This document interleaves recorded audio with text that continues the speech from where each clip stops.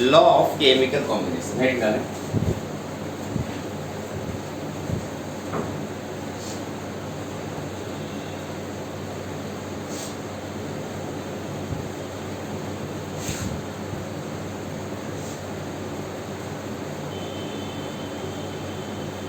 Laws of chemical combination है। देखो, जब हम किसी भी एलिमेंट के आपस में मिलकर के कंपाउंड बनाने की बात करेंगे, जैसे हमारे पास जैसे बहुत सारे एलिमेंट, जैसे कार्बन हुआ, ऑक्सीजन के साथ मिलकर के कार्बन डाइऑक्साइड भी बना सकता है, कार्बन मोनोऑक्साइड भी बना सकता है, या और भी बहुत सारी चीज़ें बना सकता है ना। वैसे नाइट्रोजन है, ऑक्सीजन के साथ मिलकर के NO2 बनाता है, N2O बनाता है, N2O3 बनाता है, ऐसे बहुत सारे एलिमेंट अपना अलग अलग बनाता है। तो हर एक एलिमेंट जब दूसरे एलिमेंट के साथ मिलता है और मिल करके एक नया कंपाउंड फॉर्म कर रहा होता है, तो वो जो भी कंपाउंड बन रहा है वो बेसिकली 5 लॉज को फॉलो करता है। उसमें से सबसे पहला जो लॉ होता है उसे हम बोलते हैं law of conservation of mass. पहला जो लॉ है वो कौन सा है बेटा? Law of conservation of mass, ये first law. Second law of conservation mass के बाद जो सेकेंड लॉ होता है वो होता है लॉ ऑफ डेफिनिट प्रपोर्शन। दूसरा है लॉ ऑफ डेफिनिट प्रपोर्शन। तीसरा लॉ है law of multiple proportion.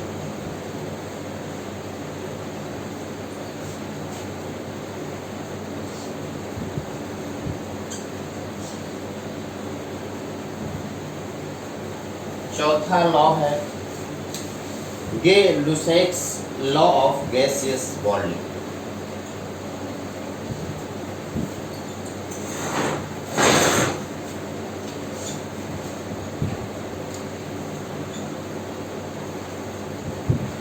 And पांचवा और सबसे आखिरी लॉ है अवोगाड्रो लॉ।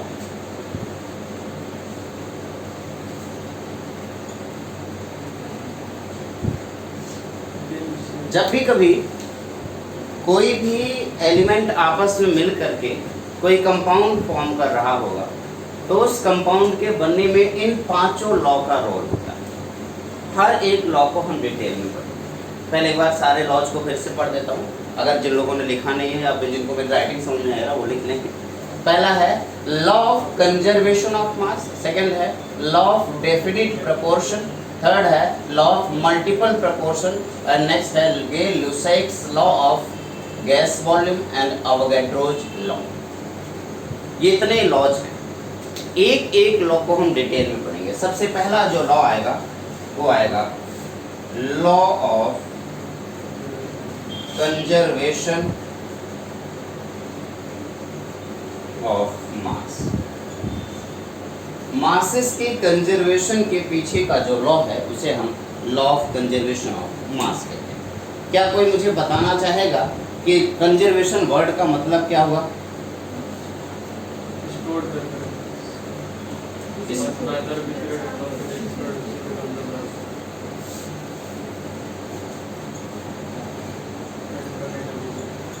इस लॉ को देने वाले साइंटिस्ट का नाम था एंटोइन लेवोसियर। अब एक काम करते हैं, कंजर्वेशन वर्ड का मतलब जरा समझने की कोशिश करते हैं। कंजर्वेशन का मतलब कंजर्व रहना, ना तो खत्म हो रहा है ना तो बढ़ रहा है। यानी कि जब भी कोई भी प्रोसेस हो रहा होगा उस प्रोसेस के दौरान ना तो मास चेंज खत्म हो रहा होगा ना ही मास क्रिएट हो रहा होगा। यानी कि आप सिंपल शब्दों में कह सकते हैं मास can neither be created nor be destroyed. इस चीज को समझने के लिए हमें दो टाइप की चीजें होती है, दो चेंजमेंट होते हैं, उन दो चेंजमेंट को समझना है। पहला चेंज होता है फिजिकल चेंज और दूसरा होता है केमिकल चेंज। अब दोनों के एक्सपेरिमेंट को अच्छे से समझते हैं। मान लो मेरे पास एक आइस है, एक बॉक्स है, उस बॉक्स में आइस रखा हुआ है, ठीक है। मैं ऐसे मान लेता हूँ, मैं एग्जाम्पल मान लेता हूँ कि ये मेरे पास ग्लास है, इस ग्लास में ढेर सारा आइस भरा हुआ है, ठीक है। आपको भी अच्छे से पता है कि आइस जब मेल्ट होता है तो वॉल्यूम कम होता है। उन सब चीज़ों के बारे में हम डिस्कशन बाद में करेंगे। फिलहाल के लिए मुझे पता है कि ये मेरे पास एक ग्लास है और उसमें ढेर सारा आइस भरा हुआ है। ठीक है। अब मैं इसको एक वेइंग मशीन पे रख देता हूँ, और जब मैं इसको वेइंग मशीन पे रखूंगा तो इसका वेट निकल के आया मान लो 100 ग्राम। कितना है? 100 ग्राम। फिर मैं इसको थोड़ी देर के लिए रख देता हूँ, क्या करने के लिए? मेल्ट होने के लिए। फिजिकल चेंजेस की बात करो ना, फिजिकल चेंज का मतलब क्या हुआ? ये आइस लिक्विड में कन्वर्ट हो रहा है, ये तो प्रोसेस फिजिकल चेंज होता है, इसका फिजिकल स्टेट कन्वर्ट हो रहा है। इसे हम स्टेट कन्वर्जन ऑफ स्टेट में ऑलरेडी हम पढ़ चुके हैं, ठीक। और अगर मान लो आप लोगों को याद नहीं है तो यूट्यूब पे लेक्चर है, वहाँ से आप देख लेना। तो मान लो मैं आपसे कह रहा हूँ कि ये हमारे पास 100 ग्राम का एक आइस का टुकड़ा है या फिर आइस के पीसेस है। इसको वेइंग मशीन पे हमने डाल करके वेट किया, 100 ग्राम नजर आया। फिर मैंने इसको थोड़ी देर के लिए रख दिया, धूप में रख दिया, क्या होगा? ये पूरी तरीके से मेल्ट हो चुका होगा। जब ये मेल्ट हो गया उसके बाद में फिर से वेइंग मशीन पे डाल करके इसको वेट करूंगा। बताओ कितना आना चाहिए मास? सेम आना चाहिए ना। अगर सेम आ गया इसका मतलब मास ना तो क्रिएट हुआ है ना ही डिस्ट्रॉय हुआ है। और एक्चुअली हम लोग जब एक्सपेरिमेंट करते हैं और हमें पता चलता है अरे यार ये तो एग्जैक्ट 100 ग्राम ही आया है, पहले भी 100 ग्राम था और अभी भी 100 ग्राम आ गया। बस अंतर सिर्फ इस बात का होता है कि पहले इसका मान लो वॉल्यूम ज़्यादा था, अभी इसका वॉल्यूम थोड़ा सा कम हो चुका होगा। क्या रीजन होता है इसके बारे में हम डिस्कशन बाद में करेंगे, ठीक है। ओके, जब स्टेट्स ऑफ मैटर चेंज कर रहे होंगे तो उस टाइम पे इसका डिस्कशन करेंगे। अच्छा, अब मैं आपसे फिर से एक क्वेश्चन पूछूंगा। आपको ये फिजिकल चेंज देख करके ये बात पता चल जाता है कि हमेशा लॉ जो मास है वो हमेशा प्रोसेस के दौरान कंजर्व रहता है, उसे चेंज नहीं कर सकते। अब मैं आपसे पूछूंगा एक केमिकल चेंज। मैंने आपसे कहा कि मान लो मैंने 10 ग्राम का एक रिएक्टेंट लिया, सिल्वर क्लोराइड। 10 ग्राम ले लिया हमने सिल्वर या अमोनियम नाइट्रेट या कोई भी ले लिया, ये सोच लो कि सोडियम नाइट्रेट ले लिया, दो रिएक्टेंट ले लिया, सिल्वर क्लोराइड और सोडियम नाइट्रेट हम लोगों ने ले लिया। दोनों का 10-10 ग्राम लिया, इंडिविजुअल अलग अलग है, दोनों का 10-10 ग्राम हमने ले लिया। फिर मैंने क्या किया, उन दोनों को आपस में मिला दिया। मिलाने के बाद हमने उनको अलाउ कर दिया रिएक्शन करने के लिए। वो रिएक्शन करेंगे, रिएक्शन करने के बाद सिल्वर क्लोराइड जो था वो सिल्वर नाइट्रेट में कन्वर्ट हो जाएगा, और अमोनियम नाइट्रेट जो था वो अमोनियम क्लोराइड में, या सोडियम नाइट्रेट जो था वो सोडियम क्लोराइड में कन्वर्ट हो गया। तो रिएक्शन हुआ होगा ना। रिएक्शन के बाद फिर से हमने उसको वेइंग मशीन पे डाल करके वेट किया, और जब वेट करने के बाद देखा अरे यार ये तो 20 ग्राम ही आया। पहले भी कितने ग्राम था? 20 ग्राम। अभी भी वो कितने ग्राम आ रहा है? 20 ग्राम। यानी कि केमिकल रिएक्शन होने के बाद भी इसका ना तो अमाउंट चेंज नहीं हुआ है। इसका मतलब यही हो गया कि कुछ भी प्रोसेस हो जाए, चाहे फिजिकल प्रोसेस हो चाहे केमिकल प्रोसेस हो, प्रोसेस के दौरान कभी भी मास चेंज नहीं होने वाला। जितना प्रोसेस से पहले था प्रोसेस होने के बाद भी उतना ही होगा, चाहे 100% रिएक्शन हो या ना। उस बात से कोई फर्क नहीं पड़ता कि रिएक्शन 100% हो रहा है या नहीं हो रहा है, ठीक है ना। तो law of conservation of mass के according mass can neither be created nor be destroyed. लिखेंगे मास कैन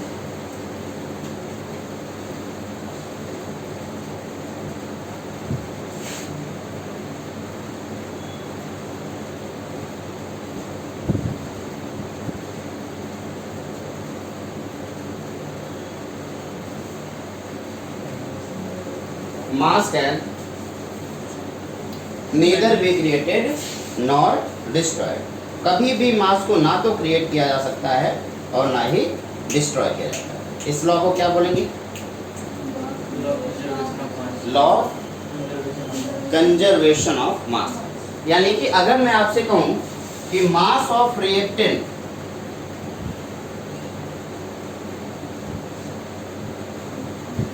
हमेशा किसके इक्वल होना चाहिए?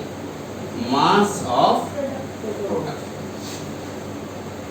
मास ऑफ रिएक्टेंट हमेशा मास ऑफ प्रोडक्ट के इक्वल होना चाहिए। ऐसा रिएक्शन के पहले जितना मास था, रिएक्शन के बाद भी हमेशा मास उतना ही होना चाहिए, एक नॉर्मल कंडीशन पे। कोई दिक्कत नहीं। मैग्नीशियम और ऑक्सीजन का रिएक्ट करके वो बेस बन जाता है। क्या बन जाता है? मैग्नीशियम और ऑक्सीजन का रिएक्शन होगा तो फिर वो बेस बन जाता है। उससे क्या प्रोडक्ट में तो दिखेगा ही क्या है? क्यों नहीं दिखेगा? जो भी अगर वो गैस है तो एक क्लोज कंटेनर में कराओ, फिर गैस का वेट तो नहीं आएगा। तो गैस का वेट से कोई फर्क थोड़ी पड़ता, बस वॉल्यूम ज़्यादा घेर लेगा, बस उसका अमाउंट उतना ही रहेगा, मास पे कोई फर्क नहीं पड़ता, ठीक है। मास उतना ही आएगा। ये है आपका लॉ ऑफ कंजर्वेशन ऑफ मास। चलो सेकेंड लॉ के बारे में हम डिस्कशन करते हैं। सेकेंड लॉ क्या है? Law of definite proportion. Law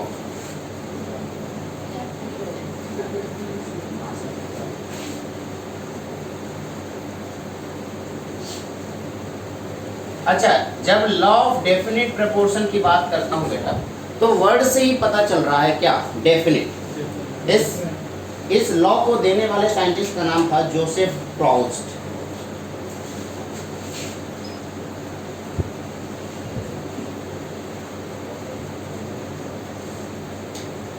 अब डेफिनिट प्रपोर्शन का मतलब क्या है जरा समझते हैं।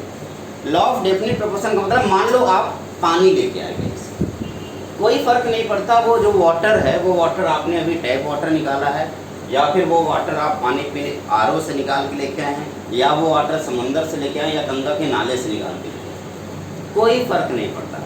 अगर वाटर है तो वाटर कैसे बना होगा? वाटर हाइड्रोजन और ऑक्सीजन आपस में मिले होंगे और क्या बनाए होंगे? H2O बनाए होंगे।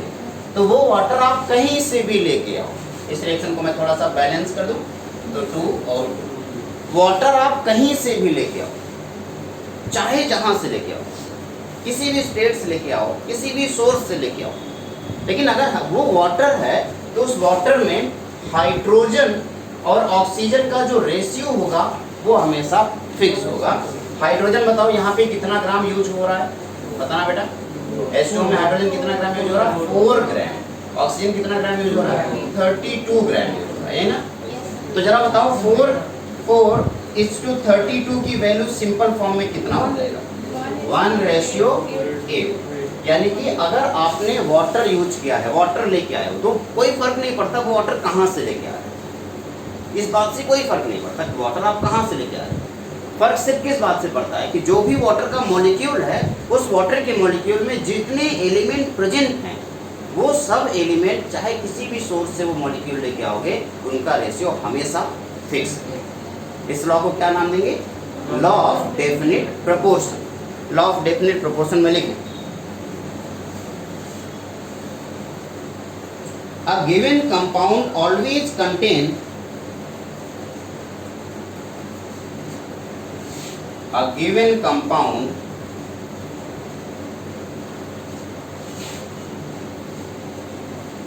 always contain exactly same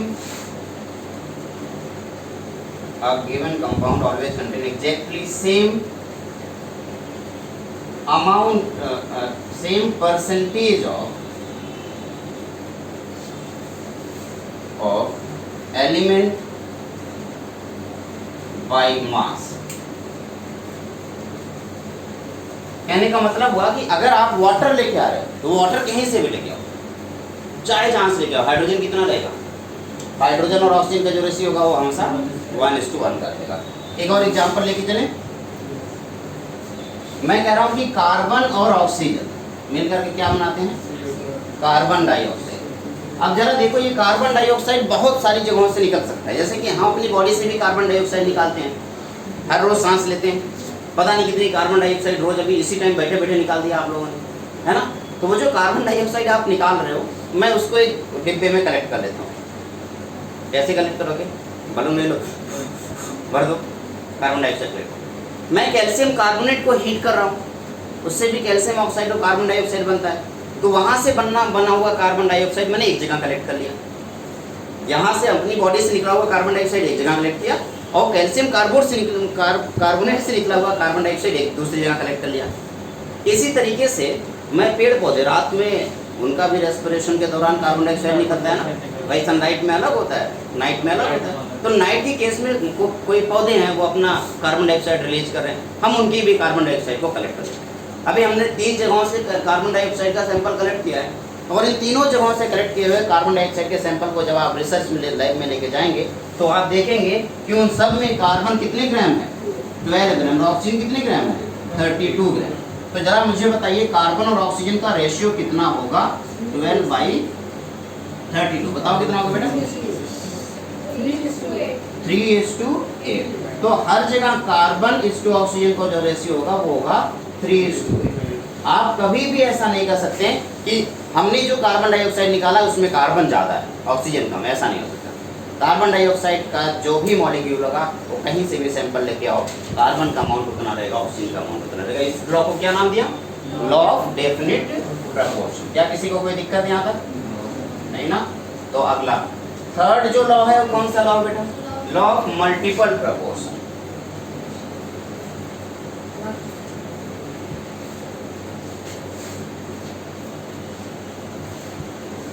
law of multiple proportion. अब लॉ ऑफ मल्टीपल प्रपोर्शन का क्या मतलब वो जरा समझते हैं। मैं कह रहा हूं, मैं एक एलिमेंट मान लो आपके पास है, कोई एक एलिमेंट जैसे कि नाइट्रोजन, वो ऑक्सीजन के साथ मिलेगा तो अलग अलग टाइप के कंपाउंड तैयार कर सकता है। N2O भी बना सकता है, NO2 भी बना सकता है और N2O5 भी बना सकता है, कुछ भी बना सकता है। या दूसरा एग्जांपल लेता हूँ, कार्बन ऑक्सीजन के साथ मिलकर, ये सिंपल एग्जांपल, कार्बन ऑक्सीजन के साथ मिलकर दो कंपाउंड बना सकता है, एक तो कार्बन डाइऑक्साइड और दूसरा कार्बन मोनोऑक्साइड। मैं आपसे कह रहा हूँ अगर कार्बन डाइऑक्साइड हमारे पास है, कार्बन ऑक्सीजन के साथ मिला और क्या बना दिया? Carbon dioxide. यही कार्बन जब ऑक्सीजन के साथ मिलकर कार्बन डाइऑक्साइड बना रहा है, जरा बताओ कार्बन का कितना ग्राम हम यूज कर रहे हैं? 12 ग्राम। और ऑक्सीजन का कितना ग्राम यूज कर रहे हैं? बताओ बेटा। 32 ग्राम यूज करें, यही ना? अच्छा, अब इस टाइम पे कार्बन डाइऑक्साइड का कितना बन रहा होगा? 44। ये तो आप भाई law of conservation of mass ही कहता है कि अगर इसका 12 इसका 32 मिला दे इसका 44 ग्राम बनेगा। पहले वाले लॉ से हमें पता चल गया। Okay good. मैं कह रहा हूँ जब ये कार्बन मोनोऑक्साइड बना रहा था तो उस टाइम पे कार्बन मोनोऑक्साइड बना रहा था तो उस टाइम पे ये जब रिएक्शन कर रहा होगा कुछ इस तरीके से। तो अब इस टाइम पे बताओ कार्बन का 12 ग्राम, इसके कितने ग्राम के साथ रिएक्शन कर रहा है? 16 ग्राम के साथ। और इसका कितना बन रहा है? 28। यही ना? तो लॉ ऑफ मल्टीपल प्रोपोर्शन ये कहता है कि जब एक एलिमेंट ले लो, उस एलिमेंट का अमाउंट सेम कर दो, किसी एक एलिमेंट का अमाउंट सेम कर दो, उस सेम अमाउंट से अलग कोई दूसरा एक एलिमेंट जोड़ो, लेकिन उस दूसरे वाले एलिमेंट का जो अमाउंट है वो अलग अलग रखो। इससे हमें प्रोडक्ट अलग अलग मिलेगा, यस और नो? लेकिन जो भी अलग अलग प्रोडक्ट मिलेगा उसमें जो दूसरा वाला जो एलिमेंट यूज हो रहा है वो भी एक सिंपल रेशियो में नजर आएगा। जरा इन दोनों में, इसमें ऑक्सीजन का और इसमें ऑक्सीजन का जो अमाउंट है बताओ उस पर रेशियो कितने का है? क्या 1:2 का रेशियो? यस और नो? तो आपसे अगर पूछा जाए कि कार्बन डाइऑक्साइड और कार्बन मोनोऑक्साइड में कार्बन का अमाउंट तो सेम है लेकिन ऑक्सीजन का जो रेशियो जरा वो बताओ कितने का है? तो आप कहेंगे 32 divided by 16, that means 2:1। Ratio कितना है? 2:1 का। ये हर एक एलिमेंट के लिए, फिर से एक बार समझाने की कोशिश कर रहा हूँ, किसी भी एक एलिमेंट का एग्जैक्ट अमाउंट अलग दूसरे एलिमेंट के अलग अलग अमाउंट से मिला करके अलग अलग कंपाउंड बनाया जाए तो जो दूसरा वाला एलिमेंट है उसका जो अमाउंट यूज हो रहा है वो एक सिंपल रेशियो में यूज होगा। इस लॉ को क्या नाम दिया? Law of multiple proportion. ठीक है ना? ओके, अभी लिखिएगा कि नहीं कोई? अब डेफिनेशन पहले लिखना होता है, उसके बाद एग्जाम्पल लिखना होता है। मैं हालांकि मैं समझाते समय पहले एग्जाम्पल लिखता हूँ, लेकिन आप लोग अपनी कॉपी में लिखते समय क्या करेंगे? पहले डेफिनेशन लिखेंगे, उसके बाद आप एग्जाम्पल लिखेंगे। चलिए डेफिनेशन क्या लिखेंगे इसका बताइए। लॉ ऑफ मल्टीपल एलिमेंट होगा तो ये ऐसा होगा कि अलग अलग होगा फिर भी होगा। जैसे क्या पूछ रहे हैं? जैसे कि CO2 और CO2 का हाफ करके तो देखिए तो फिर अलग टाइप के एलिमेंट रहेगा तो फिर भी नहीं, दो सेम एलिमेंट हमने यूज किया है, ठीक है? उन दो सेम एलिमेंट को में से एक एलिमेंट का अमाउंट फिक्स कर दो तो वो दूसरे एलिमेंट के अमाउंट के बारे में बता रहा है। जैसे ऑक्सीजन और कार्बन हमने लिया, हम ऐसा नहीं कर सकते एक जगह हमने ऑक्सीजन ले लिया और हम दूसरा मान लो कोई और ले लेते हैं। तो कोई एक रिएक्शन को देखकर तो बता सकते हैं कि लॉ ऑफ डेफिनेट प्रोपोर्शन ये हो रहा है। जैसे मैं समझा नहीं, आप क्या कहना चाहते हैं? जैसे कि NO2 को अगर कर, हाँ, तो NO2 अगर सिंगल डेफिनेशन लिखिए। If two elements can combine to form more than one compound,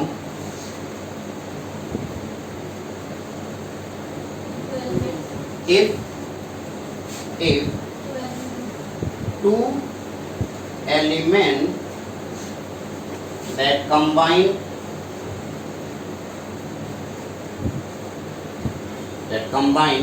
to form more than two compound with fixed mass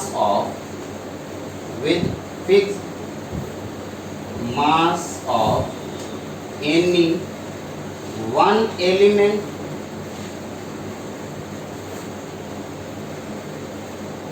combined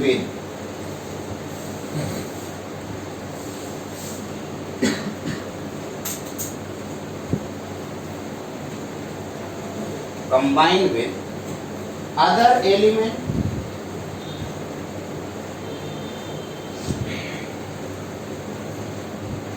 with simple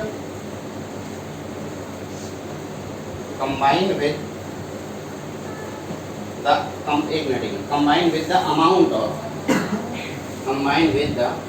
amount of other element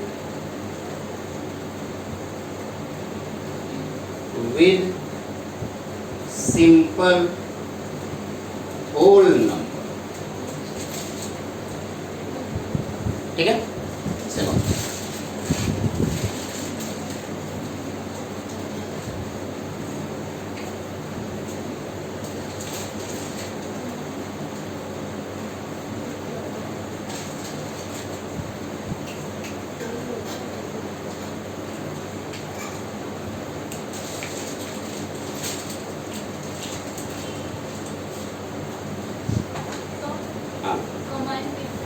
combined with the amount of other element with simple या small whole number लिख लो, small whole number लिख लो या simple whole number लिख लो।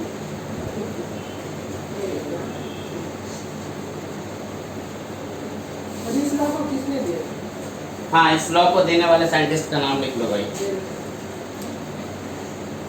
इस law को देने वाले scientist 1803 में जॉन डाल्टन ने दिया।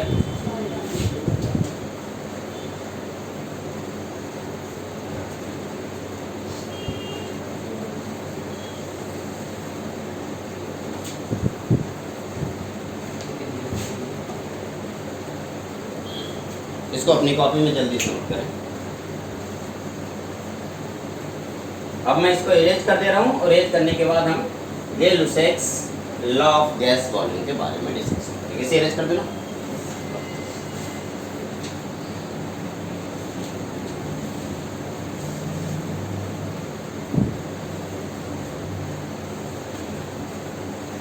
तीन लॉ हम लोगों ने समझ लिया। अब आगे के जो दो लॉ बचे हुए हैं, हालांकि ये तो हम लोगों ने सबसे बेसिक में ही समझ लिया था, लेकिन फिर भी मैं इसको समझाने की कोशिश पूरी तरह से फिर से कर रहा हूँ। अगला जो आपका लॉ है, फोर्थ लॉ, उस लॉ का नाम है गै-लुसैक लॉ ऑफ गैस वॉल्यूम। जरा इस लॉ को समझते हैं। इस लॉ को समझने के लिए थोड़ा सा मोल कॉन्सेप्ट यूज कर लेते हैं। जैसे अगर मैं आपसे कहता कि मान लो आपके पास हाइड्रोजन गैस है और ऑक्सीजन भी गैस फॉर्म में है, तो हाइड्रोजन गैस और ऑक्सीजन गैस आपस में मिलकर के बनाता है H2O गैस फॉर्म। H2O किस फॉर्म में बनाएगा?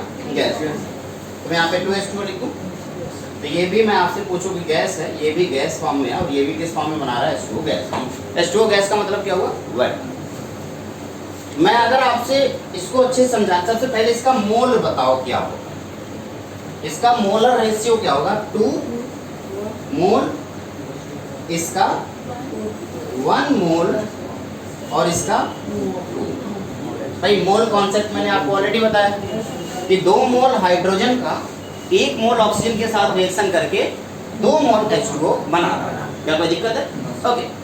गै-लुसैक ने इसी बात को वॉल्यूम के टर्म में रिप्रेजेंट कर दिया।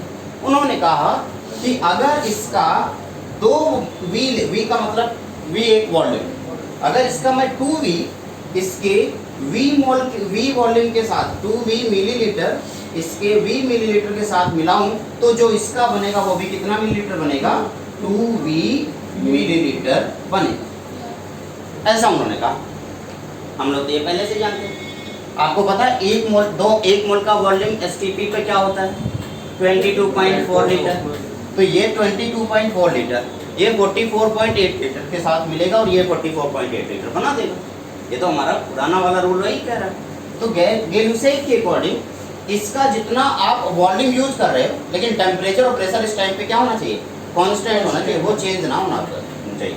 टेम्परेचर और कंप्रेसर अगर कांस्टेंट रहेगा तो आप देखेंगे कि इसका जितना वॉल्यूम यूज कर रहे हो, इसका जितना वॉल्यूम यूज कर रहे हो और इसका जितना वॉल्यूम यूज कर रहे हो, अगर वॉल्यूम का रेशियो आपस में देखेंगे तो वो एग्जैक्टली उतना ही आएगा जितना कि मोल का रेशियो। जरा बताओ मोलर रेशियो क्या होगा, मोलर रेशियो बताओ। मोलर रेशियो होगा आपका 2:1:2। जरा वॉल्यूम रेशियो बता दो, वॉल्यूम रेशियो कितना होगा, वॉल्यूम रेशियो होगा 2:1:2। तो गैल्यूसेक का ये कहना है कि टेम्परेचर और प्रेशर अगर आपने सेम रखा है तो हर एक रिएक्शन में वॉल्यूम रेशियो भी उतना ही होगा जितना कि मोलर रेशियो। क्या मेरी बात समझ आएगा? अब इसको समझाने के लिए मैं आगे चल के आपको एक आइडियल गैस इक्वेशन देने वाला हूँ। कैसे आया वो बाद में बताऊंगा। फिलहाल के लिए मैं आपको लिखा दूं कि एक आइडियल गैस इक्वेशन होता है बेटा, वो कैसे आया मैं इसके बारे में आपको 4th चैप्टर में कराऊंगा, 5th चैप्टर में। फिलहाल के लिए बस इतना याद रखो। आइडियल गैस इक्वेशन की इक्वल्स टू इसके according PV equals to nRT होता है, PV इक्वल्स टू nRT होता है। एसी बंद कर दो, ठीक है एसी बंद कर देता हूँ बेटा।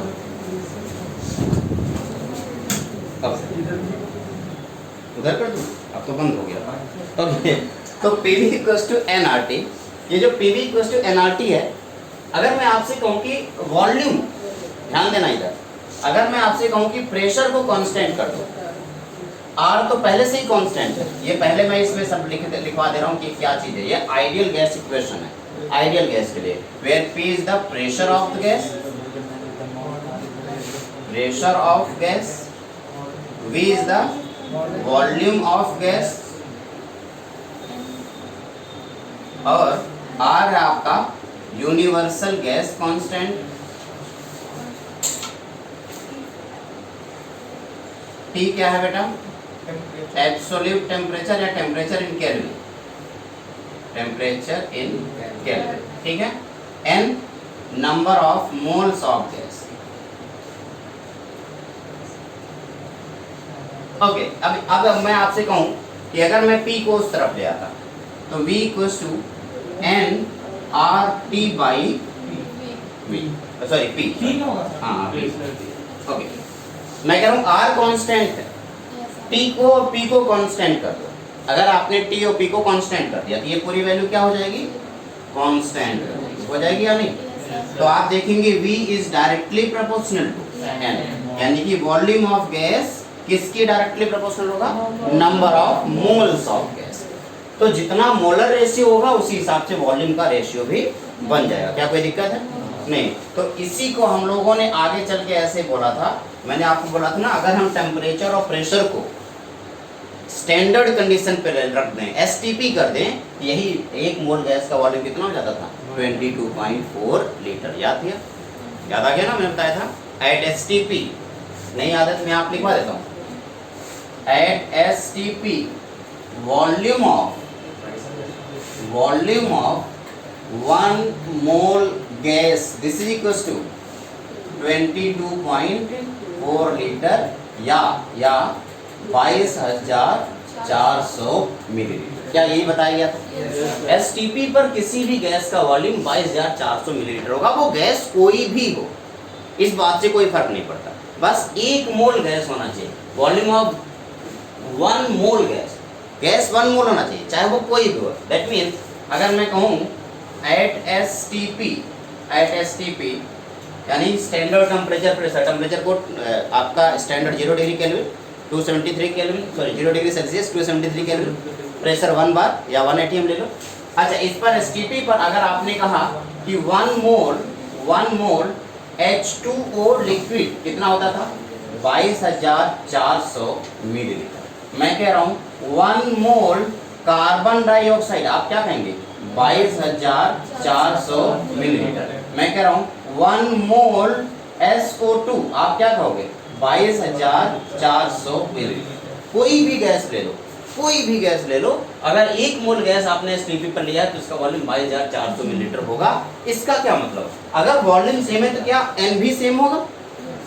N सेम होने का मतलब ये हो गया कि नंबर ऑफ पार्टिकल भी उसके अंदर सेम होंगे, और इसी नंबर ऑफ पार्टिकल को बताने वाला अगला रूल है, इसको हम क्या नाम देंगे अवोगाड्रोज लॉ। लेकिन उससे पहले कि मैं अवोगाड्रोज लॉ पढ़ाऊं, आप ये पहले इसका कॉपी कर लो। किसी को कोई पॉइंट समझ में ना आया हो तो एक बार फिर से पूछो। किसकी? इसकी डेफिनेशन लिखना, अभी डेफिनेशन लिखना बाकी है। देखो क्या लिखेंगे, लिखिए डेफिनेशन लिखिए इसका। When gas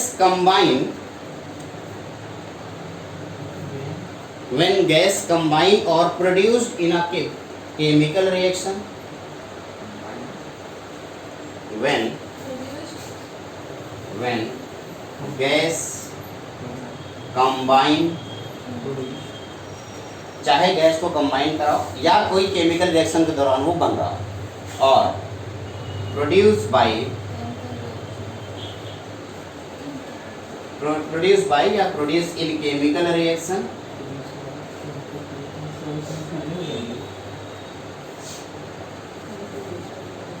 when gas combine या produce by chemical reaction, they do so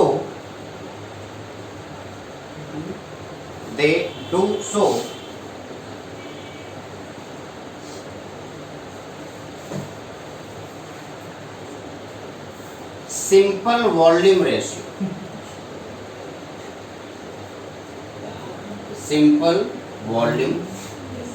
ratio with similar या same as molar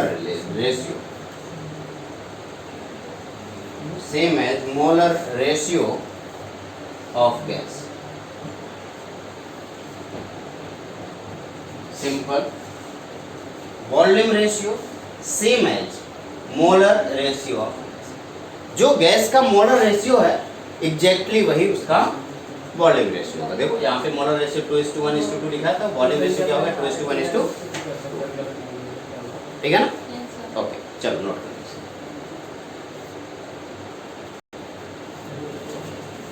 लीजिए, कर दूं। तो सबसे लास्ट वाला जो पोर्शन है, सबसे लास्ट लॉ है, उसे हम बोलेंगे अवोगाड्रोज लॉ।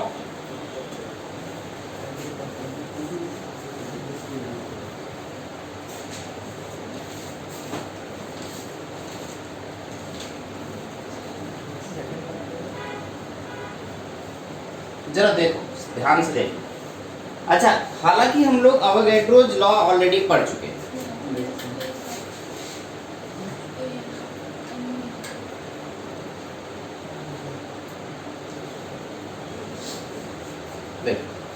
अवोगाड्रो के अकॉर्डिंग कोई भी गैस एटम के फॉर्म में एग्जिस्ट नहीं करता। कोई भी गैस है तो हमेशा मॉलिक्यूल के फॉर्म में एग्जिस्ट करेगा। Gas always the constituent particle of gas is, मैं ऐसे लिखूंगा, वो कभी भी एटम नहीं हो सकते, आयन नहीं हो सकते, वो सिर्फ क्या होंगे मॉलिक्यूल। कॉन्स्टिट्यूएंट पार्टिकल, हाँ लिखना शुरू कर दीजिए। constituent particles of gas are molecule। जैसे अगर मैं वाटर को वेपर के फॉर्म में लिखूंगा तो वाटर मॉलिक्यूल है ना। कार्बन डाइऑक्साइड है, गैस है तो CO2 एक मॉलिक्यूल, ठीक है। कोई भी गैस है, HCl गैस है तो HCl एक मॉलिक्यूल। कोई भी गैस है, अगर उस गैस के बारे में हम बात करें तो उसका कॉन्स्टिट्यूएंट पार्टिकल क्या होगा, मॉलिक्यूल। अब उन्होंने कहा कि अगर आप मॉलिक्यूल की बात कर रहे हो तो एक वॉल्यूम फिक्स कर लो, जैसे कि पिछली बार हमने क्या किया, वॉल्यूम फिक्स कर दिया। कितना वॉल्यूम फिक्स कर लो? 22,400 मिलीलीटर या 22,400 मिलीलीटर आपने फिक्स कर लिया। उसमें उन्होंने कैलकुलेट किया तो देखा कि नंबर ऑफ पार्टिकल उतना ही है एग्जैक्ट। जैसे उन्होंने 1 लीटर अगर मान लो हाइड्रोजन ले लिया, 1 लीटर हाइड्रोजन ले लिया, 1 लीटर नाइट्रोजन ले लिया और 1 ही लीटर उन्होंने कार्बन डाइऑक्साइड ले लिया। उन्होंने देखा कि अगर हमने टेम्परेचर और प्रेशर को सिमिलर रखा तो एक लीटर हाइड्रोजन के अंदर जितनी गैस के मॉलिक्यूल होंगे उतने ही मॉलिक्यूल 1 लीटर नाइट्रोजन में भी है, उतने ही मॉलिक्यूल 1 लीटर कार्बन डाइऑक्साइड में भी है। इसका मतलब क्या हुआ कि अगर आइडेंटिकल कंडीशन लेके चलते हैं, यानी कि टेम्परेचर और प्रेशर को हमने कांस्टेंट कर दिया, तो number of particle same volume में सेम होंगे। V is directly proportional to n, अभी तो लिखाया था ना थोड़ी देर पहले। अगर V is directly proportional to n है, यानी कि V की वैल्यू सेम होगी तो n की वैल्यू भी सेम होगी। कोई दिक्कत है किसी को? नहीं है ना? ओके, नोट करें। At a constant temperature and pressure, at constant, क्या बेटा? चेंज करके इसमें पैराग्राफ चेंज कर दिया। At a constant temperature and pressure, number of molecule of different gases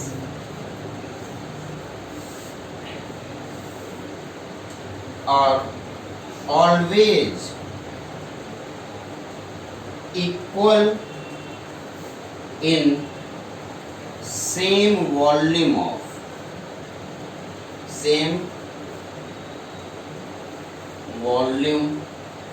of gas. Gas का अगर हम वॉल्यूम सेम कर देंगे तो आप देखेंगे नंबर ऑफ पार्टिकल भी उनका सेम होगा। फिर उन्होंने कहा एट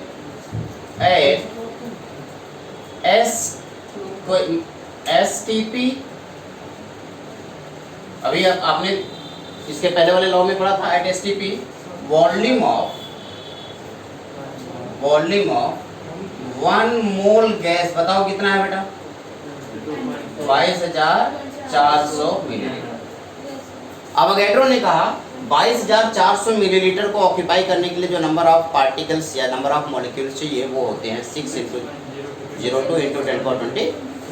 तो इसे हम बोलेंगे अवोगाड्रोस नंबर। उन्होंने कहा नंबर ऑफ पार्टिकल्स या number of molecules in 22,400 milliliter at STP, this is equals to 6.022 into 10⁻23. This number is called Avogadro number. और इसी अवोगाड्रो नंबर को हम किस नाम से रिप्रेजेंट करेंगे? N for number, A for Avogadro, और इसकी वैल्यू कितनी होगी? 6.022 into 10⁻23। तब अब आप समझ गए होंगे ये 22,400 मिलीलीटर का मतलब 1 मोल गैस। तो आप कह सकते हैं number of molecules in 1 mole gas कितना होगा बेटा?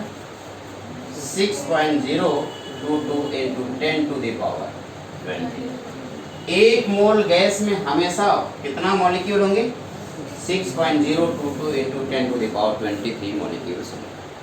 अगर आपको एक क्वेश्चन दिया जाए उसमें नंबर ऑफ मॉलिक्यूल दे दिया जाए और आपको नंबर ऑफ मोल्स पूछा जाए तो क्या निकाल सकते हैं? अब एक सिंपल सा कुछ फॉर्मूला यहाँ पे लिख दे रहा हूँ। नंबर ऑफ मोल्स निकालने का फॉर्मूला, आप कहेंगे सर हमें गिवन मास पता होता था और हम मोलर मास से डिवाइड कर देते थे तो इससे नंबर ऑफ मोल्स आ जाता था, यही तो पढ़ा था। लेकिन कभी कभी क्वेश्चन में ना गिवन मास ना देकर के कुछ अलग चीज दे देगा। हो सकता है आपको वॉल्यूम गिवन हो, गिवन मास की बजाय क्या गिवन हो? वॉल्यूम गिवन है, तो नंबर ऑफ मोल्स का एक और फॉर्मूला यहीं पे क्रिएट हो जाएगा। नंबर ऑफ मोल्स हो सकता है वॉल्यूम गिवन, तो volume of gas at STP divided by 22,400 milli.